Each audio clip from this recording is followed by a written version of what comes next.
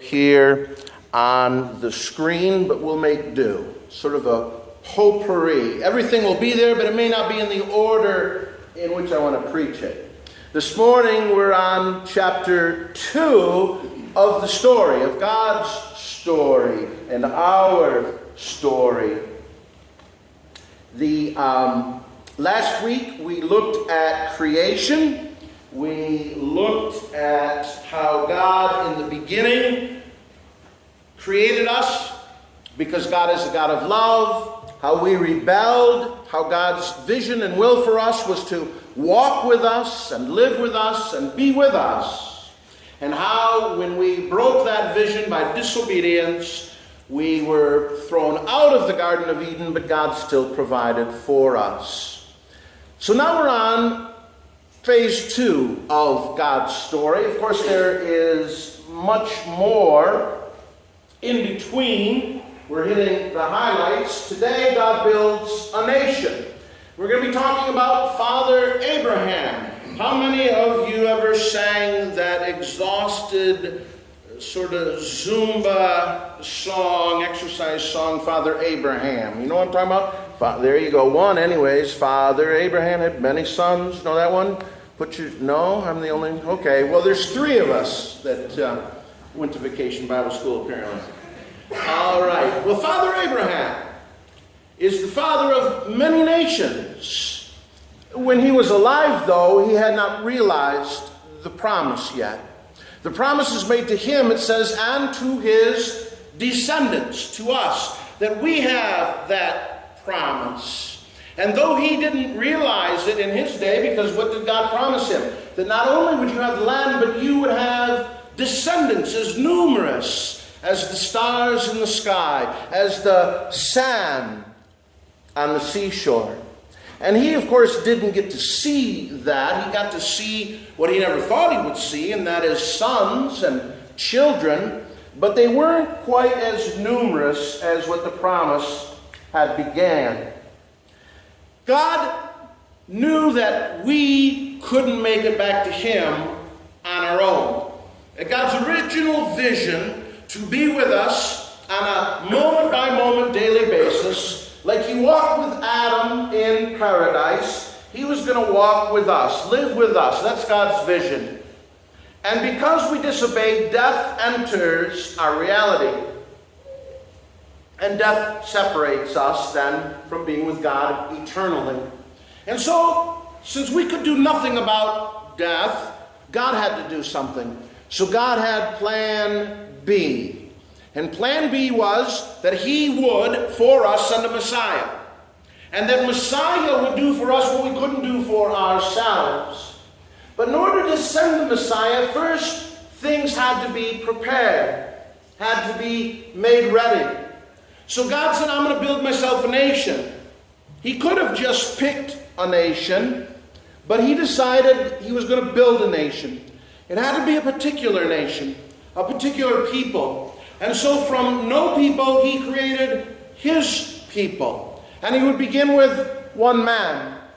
All great things, all good movements of God begin with one human being.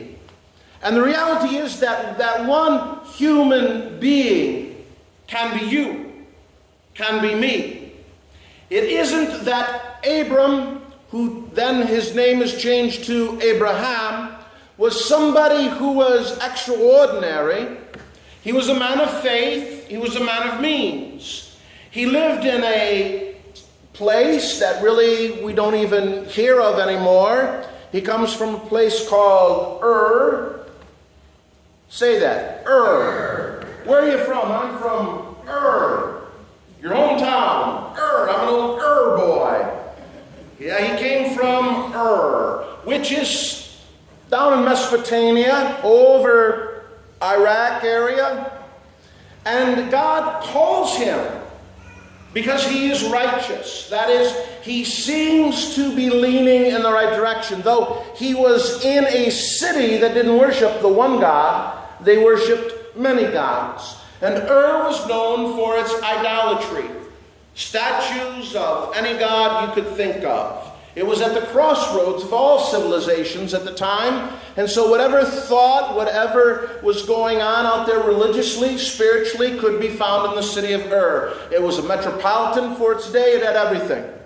And this is where he lived. Amidst all of the shenanigans and stuff that was going on, there is Abram. And God calls him forth. Abram is an old man at this time. He is well past his prime. He is into retirement years. And yet God calls him. And he says, I'm going to do with you what you don't think is going to be possible. And I'm going to, from you, create for myself a holy nation. A nation from which will come the hope of the world, the Messiah. I will create you in such a way that if you follow me and the Torah, the instructions that I give, you will be like no other nation, and you will be a light for the entire world. Because you will live by the law. You will live where every human is dealt with equally and on the same basis. There will be no one above you but me, no one below you. You will be the same. I will be your king. I will be your God. And you will follow me.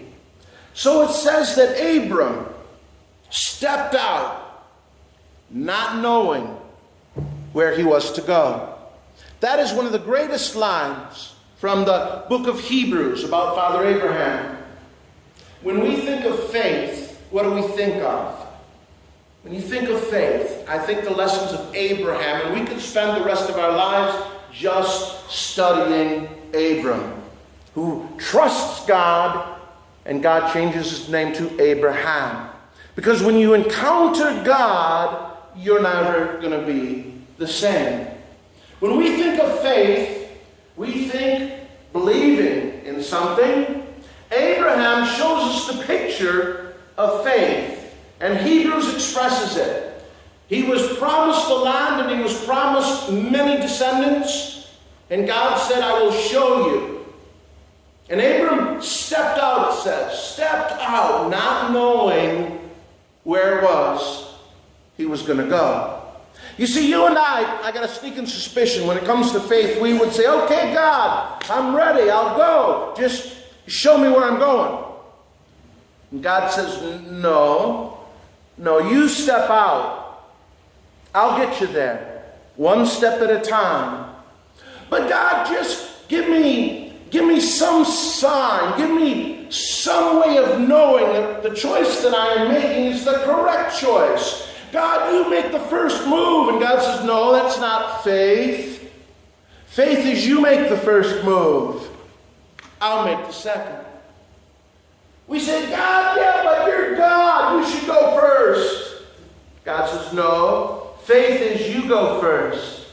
You step out, not knowing. Well, God, that's just not practical, is it? That's just not good common sense. That's not good stewardship. That's not good logic. You know, we shouldn't just step out not knowing where we're going. That's irresponsible. God says, welcome to faith. But God, we want to know. We want to know where we're going. Why? In case we don't like it, we can back out. In case we don't like the direction things are heading, we can run for the cover.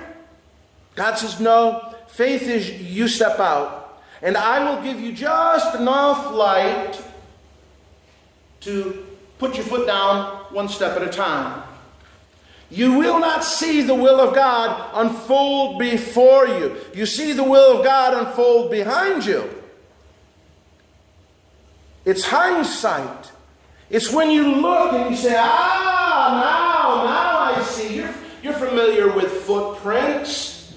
The guy who said, I looked back over my life and I saw footprints in the sand, 2 sets and then one. And one was where the Lord picked us up and carried us. We see God's will and work in our lives as we look back. When we look forward, we have faith. Faith is what moves us forward. We won't know the outcome in so many words. We won't know what it's going to look like tomorrow. All we know is God says, I'm with you. I won't forsake you. I won't leave you. My promises are real. They're true. They're good. You can bank on me. Take that step and go. But Lord, what happens if... How many people like the Indiana Jones series, the movies? You remember watching the one about the Holy Grail? And there's this edifice, and there's this cliff, and there's a cliff over there, and it says you got to walk out in faith, but there's nothing that he can see.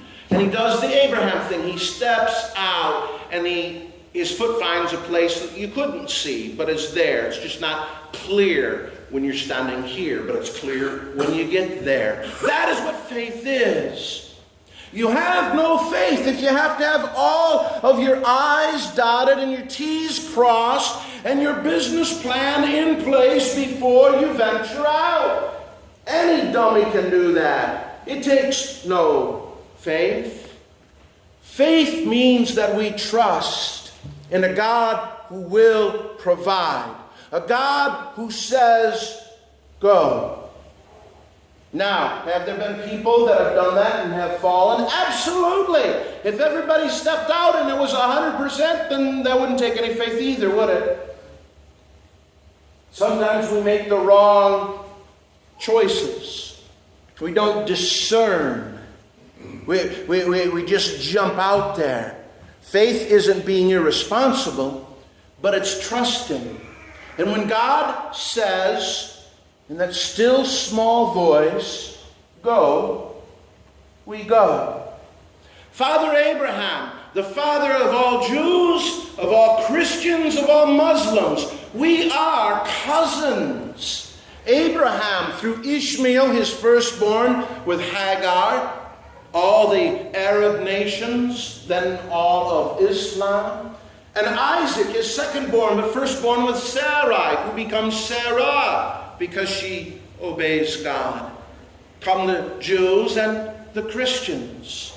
All from Father Abraham. Father Abraham had a reunion today. Every Jew would have to show up. Every Christian would have to show up. Every Muslim would have to show up to his family reunion. I guess God kept his promise. You will be the father of many nations, with descendants so numerable you can't even count them, he says. And so it was. In Abraham's name, I like this acrostic that uses Abraham down the middle, and it sort of tells us about his life. Covenant. God makes a covenant with Abraham. He makes a covenant, and a covenant is a legally binding piece of law from those days when a king or someone of great importance, of great power, would take a lesser vessel and say, this is what I'm going to do for you, and this is what you're going to do for me. And this is what they do after the type of covenants that were familiar to them in their lands, in Mesopotamia, in Persian places. God makes a covenant with Abraham. He says, once you were no people, now you're my people, and I will be your God. You will be my people, I will be your God. Obedience. We moderns, we don't like that word so much. But obedience and faith are exactly the same thing. You're going to be obedient to something in your life. You're either obedient to your own whims, your own desires, your own ego, or somebody else's, or you're obedient to God. We are all called to be obedient to God. And there's the promise. The promise that was Abraham's is the promise that we hold too. That God is at work to restore his creation. Tikkun olam is the Hebrew for the restoration, the healing of creation. For God so loved what? The world. God is not giving up on his world. He's not giving up on his creation. He's going to restore his creation, and those who inherit it will be us in paradise. Once more, when there will be neither death nor ignorance, there will be no hatred, there will be nothing like there is today in our fractured and broken world. Altar. You can't talk about Abraham without talking about the altar. The altar is a place where he is asked by God. God tells him, I'm going to do all this stuff for you. And him and Sarah, they get together and they think, well, we got to help God out a little bit here because I'm old and you're old. You know, how's this going to work out unless God absolutely needs our help, they think. How many times do we think that? We better help God out just a little bit. God doesn't know all the details, apparently, so we'll help him out. Well, that's what they did. And Sarah says, here's Hagar. Here's my maidservant. And I'm old, she's young. You'll have children with her. So here. And he has a child with her. Now God says, no, that's not how it's going to work. Sarah is going to have the child. And what does Sarah do? She laughs. She laughs. God's a funny guy. But it comes true. A miraculous birth takes place. And they have Isaac. And God says, let's try this again. See if you will believe. See if you will exercise faith. I want you to take your only son, Isaac. It's not really my only son, but it's your only son with Sarah. And I want you to take him up on the hill, and I want you to put him on the altar, and I want you to cut his throat, sacrifice him. And what does Abraham do? He takes him up there, and he binds Isaac, and he puts him on the altar. And the question many of us have is, how could God ask any person to do that? And how could God do that? Because God does that many thousand years later in the person of Jesus. He gives his only son as our sacrifice. The picture we're having here foreshadows what God is all about. And at the last minute, an angel appears and says, no, you've shown your faithfulness. And a ram appears for the sacrifice. He lets Isaac go and kills the ram. Melchizedek is that strange, really bizarre priest that lives at Salem, which becomes Jerusalem. And Melchizedek is a foreshadow of this great priest, Jesus Christ. All of this, in Abraham, we have all of God. We have a micronism of the macro. You look at Abraham and his life, and you look back on it, and you see God's movement, God's promise in its fullness, foreshadowed all here in this life. God continues to unfold and continues to do what God has always done. He comes chasing after us, provides for us to work out not our agendas, but his. Not our goals, but his. He uses our lives as gifts to ourselves and to him to put forth his kingdom. And all of our stuff ends up 3 seconds after we're in the grave. It ends up in the dust as well.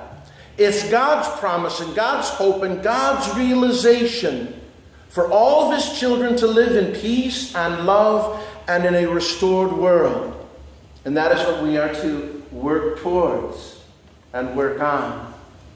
Hebrews says, by faith Abraham, being called, obeyed to go out unto a place which he was to receive as an inheritance. And he went out not knowing where he was going. Abraham was a man of great means. When he left Ur, he left in a caravan.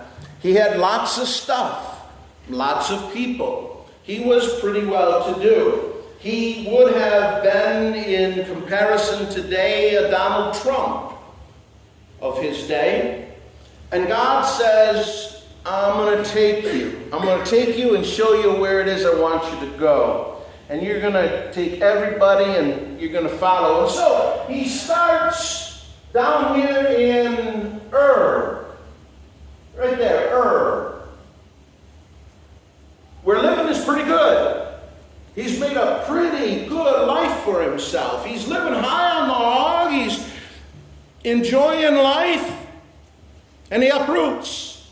And he takes this long trek through what is now Iraq, through Assyria, all the way down to a land which he has promised is flowing with milk and honey. I've been there, let me tell you, it's filled with dust and sand.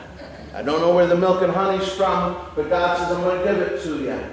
And he never realizes it because they end up in Egypt because of famine. But he packs up everything and he goes out not knowing. Let me ask you something. God just doesn't ask Abraham. God asks each of us, if we'll have ears to hear, where is it you are supposed to go? It may be pack up and go to a physical location, or maybe a spiritual location. It may be a mental or emotional location that you're not used to. God says, pack it up. I'm going to take you to a better place, to a promised land. So the question is, are you heading towards God's promised land?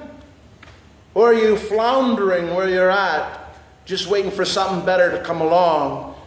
Looky here, the promised land doesn't uproot and move to Ur. The promised land doesn't get on a boat or a ship or a plane and get transferred to Ur. Ur gets up and goes to the promised land. If you're waiting for something to drop in your lap, guess what? It's not going to happen. If you're waiting for God to come to you in your own backyard, it's not going to happen. God is one who always calls us and says, move. Move out of your comfort. Move out of where you're settled in and where you feel safe and where you feel okay. Because if you think anything about the promised land is going to settle where you're settled, forget about it. God says you've got to move. Whether it's a heart move or a head move or a spiritual move or a physical move, God calls us to come. You know what the longest journey is? The longest journey for any human being is about 13 inches. About 13 inches. It takes us a lifetime to travel 13 inches. Or it takes us a blessed moment. 13 inches. From here to about here. Where what's in our heart gets what's in our head. And what's in our head gets into our heart. So there is a congruence in our living, a congruence in our believing, a congruence in our acting, in our loving, and in our changing creation according to God's command. Just think if Abraham never left Ur. If this one man never left Ur, we would have no Abraham, Isaac, Jacob, Joseph, no nation of Israel, no Messiah, Lord Jesus Christ. None of that. All of that came through his obedience. The same question that is asked every year at Christmas time when you turn on the television and you see It's a Wonderful Life and old Charlie the Angel and the guy says, I wish I was never born, and he sees life as if he's never born. That's a reality for each of us. Each of us has a life that is intimately and intricately connected to everyone else's life and every part of history. And each one of us intentionally was placed in this place and time by a God who sees the whole picture and has put you here on purpose. Abraham, the father of many nations. We close by saying again, God's will is lived forward always. It's only understood backwards. It's lived forward. We look and we see where we have come, and we say, woo! Man, I don't know how I made it to where I'm at, but then we see the hand of God. And I quite honestly don't understand how I got to here. I should have been dead several times over, or in jail, or who knows what. God is a great and merciful God, a wonderful God, who in spite of our deficiencies, in spite of our idiosyncrasies, in spite of our wrong choices, is always giving us another chance and another choice, another opportunity to step out, not knowing, trusting Him with our lives and our living. I again put the invitation out there that if you want to go deeper, if you want to wrestle, particularly with this aspect of offering up your only child, and what kind of God asks you to do that, and what's that's all about. If you want to flesh that out, we invite you to one of our classes, either in the morning on Wednesday or in the evenings. And we're going to start the evening class at 7. 6:30 is too tight for people. So 7 o'clock this Thursday, if you can make it. 7 o'clock on Thursday, 10 o'clock in the morning. You can use your sign-up sheet to come aboard if you want to go a little deeper. May God add His blessings to us this day. Amen.